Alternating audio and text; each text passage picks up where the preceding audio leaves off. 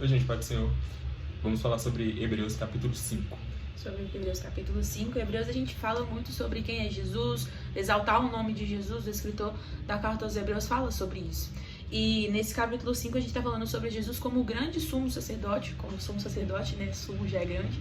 E a gente está falando sobre Jesus como sumo sacerdote, e lá mais pro final sobre a imaturidade, essas coisas e tal. E a gente sabe que no Antigo Testamento o sumo sacerdote ele tinha várias funções específicas, mas tinha leis, tinha regras, que o sumo sacerdote ele tinha que ser descendente de Arão e tinha que ser da tribo de Levi, ele tinha que ter todos os negócios. E Jesus ele não é nem descendente de Arão e nem da tribo de Levi, Jesus ele é da tribo de Judá. Aqui no versículo 6 fala que você será sacerdote para sempre, na ordem do sacerdócio de Melquisedeque. Melquisedeque foi um rei e sacerdote, aparecendo lá em Gênesis, quando Abraão lutou contra uma nação, e ele apareceu lá, Melquisedeque. De onde veio esse rei? O rei de Salém, que é Jerusalém, né? De onde vem? De onde ele vai? Quem é esse? De onde ele surgiu? Porque raios, um rei do nada serve a um Deus Altíssimo. Algumas pessoas dizem que ele é uma teofania, outras pessoas dizem que ele é um anjo, alguma coisa do tipo. A Bíblia não fala sobre isso. O que importa é que Melquisedeque ele era sacerdote e rei.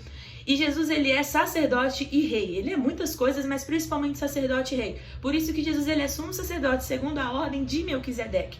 E esse negócio do sumo sacerdote é muito legal, porque o sumo sacerdote ele vinha para poder fazer a expiação do pecado do povo. Então ele ia lá, matava o animal, oferecia o sacrifício para poder uma vez por ano entrar no lugar no Santos dos Santos, para poder fazer toda essa questão do sacrifício, para poder redimir o pecado do povo. Só que tem um versículo que é muito legal, que é o versículo 3. E porque ele mesmo é fraco, precisa oferecer sacrifício não somente pelos pecados do povo, mas também pelos seus próprios pecados. O problema do sumo sacerdote do Antigo Testamento, a partir de Arão até os outros e tudo mais, é que eles são imperfeitos, eles são pecadores, eles são falhos. Já Jesus não, né? Jesus ele é perfeito. No versículo 2 fala para compadecer do pecado do povo. Tanto que era para... É como se estivesse pedindo para o sacerdote olhar para ele mesmo quando fosse olhar para o povo. Porque não é só o povo que peca. O sacerdote também precisava sacrificar pelos seus próprios pecados. O sacerdote esse que não era levantado por... Ele não se autocolocava como sacerdote. Não só Jesus, mas nenhum sacerdote poderia se colocar a título de sacerdote. Era chamado por Deus, separado para ter fazer a intermediação, ponte também, de Deus com o povo. Era como se fosse a ligação. O povo está aqui, Deus está aqui, o sacerdote está aqui. Nossa, fez formato de cruz aqui agora, né? Olha, que coisa mais teológica! Mas o interessante disso é justamente isso. O sumo sacerdote, mesmo ele sendo o sumo sacerdote, tem diferença, sacerdote, o sumo sacerdote é acima do sumo sacerdote, só ele podia acessar o santo dos santos. Só que o sumo sacerdote, mesmo ele sendo o sumo sacerdote, o cara tinha todas as coisas, apetrecho, sei lá mais o que, ele ainda não foi capaz, ele ainda não foi suficiente para poder realmente redimir a humanidade do seu pecado. Por quê? E nem todos os animais que eles mataram, né? Porque durante toda a Bíblia a gente vai ver o movimento de Deus em tentar redimir a humanidade do pecado original lá do Adão. E Adão pecou e por causa disso todo mundo precisava de uma redenção, precisava de um momento em que eles arrependessem dos seus pecados. E para isso precisava ser morto cordeiros, precisavam ser mortos animais, porque sacrifício é feito com sangue. Vida é paga com sangue. Então, Jesus ele veio como esse sumo sacerdote, ele é intermédio, porque sacerdote é justamente isso, o intermediador, a ponte, como o Michael disse, entre Deus e o povo. E o sumo sacerdote hoje ele é Jesus. Ele nos faz essa ponte, ele faz essa nossa ligação. O véu do tempo foi rasgado e hoje a gente tem livre acesso ao Pai por causa de Jesus, através de Jesus, porque ele é a única ponte com o Pai. Cristo se tornou o eterno sacerdote, né? O eterno sacerdote. É por causa dele que nós podemos acessar. O povo não podia, assim, ter livre contato com o Senhor, oferecer livre sacrifício. O santo do santo, só o sumo sacerdote podia entrar. E hoje não, hoje a gente tem livre acesso a essa presença todos os dias. Você pode observar que tanto quando o povo não tinha um sacerdote, ou quando o povo não tinha um juiz, um líder religioso, o povo se afastava de Deus. Sim. Se o problema do povo era a morte de algum líder religioso, tinha que vir um que não fosse parado pela morte. Porque alguém morre, o povo desvia. Aí o povo sofre na mão do inimigo. Deus levanta um novo líder. O povo volta para Deus. O povo morre, o líder morre e o povo volta aos seus pecados anteriores. Então, se o problema do povo é a morte do líder, tinha que vir um líder que não fosse vencido pela morte, que é Jesus Cristo. E nem por pecados, né? Porque muitas vezes os líderes, eles caíam em pecado e com isso começava a queda toda da cidade. Começava com todos os âmbitos, político, social, religioso, tudo começava a decair por causa desse líder errado. Reis, juízes, sacerdotes, tudo isso contribuía muito para a queda de todo o povo. E Jesus, ele veio justamente para isso. E hoje a gente tem que tomar cuidado, a gente fica idolatrando o povo vai morrer, vai acabar a vida da pessoa e você tá idolatrando as pessoas. Olha só, vigia, hein, crente, vigia.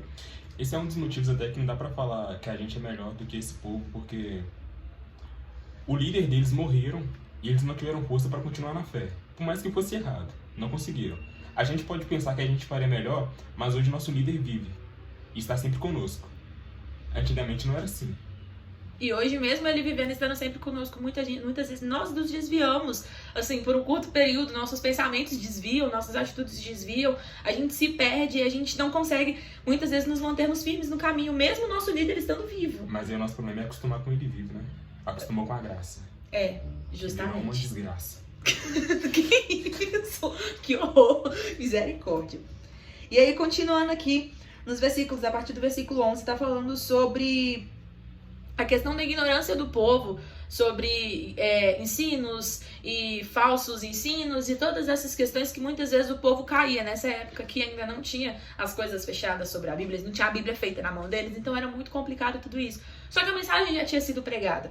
Eles já eram um povo maduro, porque se estava cobrando maturidade, já era para eles serem maduros. E muitas vezes somos nós, né, jovens, a gente tem mania de achar, não, nós estamos na flor da idade. Tô vendo a flor da idade, eu já tá murchando, já tava com seus 40 anos, 39 anos, e nunca que amadurece. E assim era esse povo aqui. O autor fala, vocês não amadurecem, tem que amadurecer, porque vocês já passaram da hora de serem maduros para poder entender e compreenderem coisa, porque muitas vezes a gente não entende, não compreende as coisas, mas isso é falta de atitude nossa. A gente tem que ir atrás de estudar, de conhecer, de buscar conhecimento, e não simplesmente, cai em mim conhecimento, vou todos os domingos na igreja e aprendo sobre tudo. Não, você tem que buscar o seu próprio conhecimento. Isso mostra que Deus não espera pouco da gente, né? Não espera pouco. Eu não lembro qual versículo, nem lembro como é que fala ele certinho, mas diz que os filhos das trevas prosperam mais do que os filhos da luz, porque eles se preparam mais. É algo mais ou menos assim. Se ela conseguir na edição, ela joga aí. Eu não sei se tem como. E eu acho muito legal que é aqui que fala sobre... É aqui, né? Isso, que fala sobre comida sólida e comida leite, né? Porque criança, bebê, tem que tomar leite. Adulto tem que comer comida sólida. Eu tava lá no curso e o professor tava contando um testemunho, isso é muito triste mesmo. Uma mãe muito, muito legal, muito inteligente. Ela pegou o caldo de uma feijoada e colocou na mamadeira do bebê. E aí deu pro bebê tomar um caldo, só o caldo da feijoada. Olha pra você ver que tristeza. E aí o bebê simplesmente passou muito mal e morreu. Porque o bebê ele não tinha condições físicas pra poder mastigar não, foi o caldo, né? Pra poder digerir aquele caldo. Foi só o caldo, gente, uma água com vários nutrientes de várias coisas. Ele não tinha maturidade, o corpo dele não é formado pra isso. E vocês sabiam que o leite pra nós adultos não faz bem? Adulta? Eu não sou adulta não. Mas pra nós grandes não faz bem. O leite, ele intoxica a gente, o excesso dele, né? Intoxica a gente, porque leite é pra bebê, leite é pra criança. A gente não leva isso muito a sério, mas é real. E assim é a palavra de Deus. É por isso que não é permitido que o novo convertido assuma cargos na igreja. Ele não está pronto. Não é sábio. Ele não está pronto ainda para receber o peso espiritual e também de pessoas. Sim, não está pronto. Da mesma forma que uma pessoa muito velha de igreja tá velha já para ficar no raso. Isso, pois é. E principalmente sobre a questão de ensino da palavra de Deus. Tem muita coisa na teologia que é um pouco assustadora, que você fica, eu não entendi, eu não consigo digerir isso. E isso é conforme o tempo, maturidade requer tempo. Você não vira maduro, me converti, me virei maduro. Não, maturidade ela requer tempo, requer experiência, requer tempo com Deus.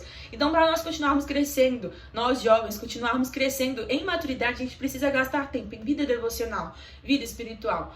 Cuidar da nossa saúde, cuidar da nossa mente, porque senão daqui a pouco a gente tá velho, com imaturidade de criança, só que também não tem saúde pra mais nada, pra poder correr atrás do prejuízo e tudo mais, e não podemos ser dessa maneira. A gente já deveria, né? Muitos de nós já deveríamos ter maturidade e um corpo espiritual preparado para receber alimentos sólidos. O Senhor muitas vezes ele vai nos ensinar coisas difíceis de ser digeridas, coisas difíceis de ser interpretadas, porque o Senhor ele é um Deus extraordinário. E se a gente não correr atrás de prepararmos para poder termos essa maturidade para receber esse alimento, nós vamos ser como essa criança que comeu feijoada e morreu. Olha a situação. Isso é muito sério, porque a palavra de Deus ela tá aqui, ela tá livre aqui, ela tá em acesso aqui. A gente não acessa porque a gente não quer. Como é triste a vida de um crente que passa a vida inteira como criança, né? Sim, sim. E o pior é que a criança ela não sabe que ela é imatura. Então o crente imaturo, ele também não sabe o nível de imaturidade que ele tem. Aham. Só quem tá ao redor percebe, Percebe. tipo, a vergonha que ele passa, a imaturidade que ele tem. Uhum. Uma pregação que eu ouvi uma vez dizia que o crente imaturo é aquele crente que ele passava... Era tipo a multidão que seguia Jesus. Pedia milagres e tudo mais. Agora os discípulos não. Pediam para Jesus ensinar eles a orar. Isso é maturidade. O povo, a multidão, a grande parte, está pedindo Jesus milagre.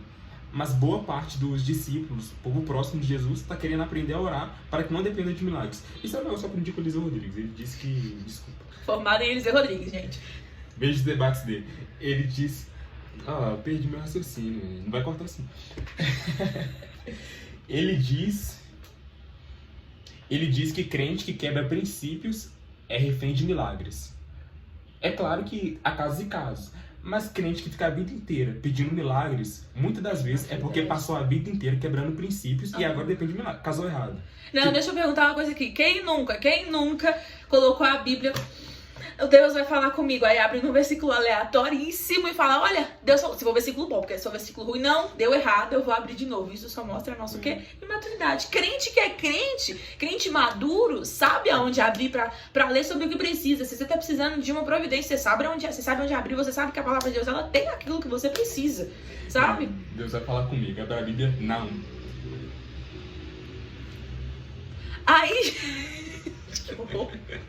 E é isso, mostra a nossa maturidade. Também depender de profetas, de profecias, essas coisas. Depender do líder. Gente, dependa do líder pra nada não, gente. Você só precisa do seu líder no caso de extremo. No resto, você vai lá e ora e pede a Deus e busca a Deus. Agora, se for um caso extremo, realmente, vai, peça pro seu líder. Mas assim, ficar pedindo pro líder, tem gente que tem dependência emocional do líder. Não, viva a sua vida, cresce, amadurece. Seu líder, ele tá ali pra te apoiar, pra te ajudar, mas é você que tem que trilhar seu caminho. Jesus não trilha seu caminho pra você. O Espírito Santo não trilha, Deus também não trilha seu caminho pra você. Você que tem que caminhar de acordo com o que você sabe que tem que fazer. E muitas vezes a gente não caminha, a gente fica preso em imaturidades, em dores do passado. Isso é infantilidade. Isso é coisa de crente que não é maduro. Grande parte dos nossos problemas é falta de jejum, Bíblia e oração. Verdade. A verdade é essa. A gente fica procurando no YouTube, até no ChatGPT. Eu não. Sobre coisas... Por que você se defendeu? Sobre... Sei lá, sobre qualquer dificuldade que a gente está passando no momento, mas que seria resolvido com Bíblia, jejum e oração. Muitas coisas, tipo, eu tô triste. A alegria do Senhor é a nossa força. Eu não sei se vocês já experimentaram isso, mas quanto mais você trabalha para Deus, quanto mais você alegra Deus, mais feliz você se sente, porque a alegria de Deus te contagia. É. E a alegria de Deus, ela é imutável, né, gente? É um atributo de Deus. E Deus, ele é alegria. Então, ele é alegria. E isso é muito real. Muitos dos problemas emocionais que a gente tem, muitas vezes, tá dentro disso também. Porque Deus, ele não põe a gente pra ficar em depressão, ansiedade, nem nada disso. Isso pode ser coisa do inimigo, tudo coisa que é ruim da peste de Satanás. Então, quando isso acontece com a gente, é porque a gente dá algum tipo de legalidade. Claro, tem as questões psicológicas, mas o mundo espiritual, ele é mais real do que o mundo físico. E o mundo espiritual se une com o mundo físico. Então, se a situação já tá ruim, ela vai piorar. Muitas vezes a pessoa que tá numa ansiedade generalizada, uma depressão generalizada também, é uma pessoa que deu legalidade a algo lá atrás e Satanás começou a oprimir ali, sabe? O mundo espiritual é muito mais real que o mundo físico. Muito mais real. A gente tava conversando outro dia, que Jesus, ele é educado. Pra ele fazer parte da sua vida, você tem que levantar do sofá, ir lá na porta, abrir e chamar ele pra entrar. O diabo não. É uma brecha, a brecha da maçaneta que você tira a chave assim, acha que a porta tá trancada, ele entra. É. E aí, muitas vezes, a gente dá essas pequenas brechas. As brechas, gente, só acontecem quando a gente se afasta do que é bom. Você sabe que você tem que ler a Bíblia todo dia, você sabe que você tem que orar todo dia, fazer jejum regularmente. Você não faz. Então, você abre uma brecha. Isso acaba fazendo com que abra legalidade para Satanás entrar e agir na sua vida. Então, a gente tem que tomar cuidado por isso, porque nós somos cristãos maduros. Amém? Amém. Amém? Nós somos. Você é? Eu sou. Ele não é. É sim, em nome de Jesus.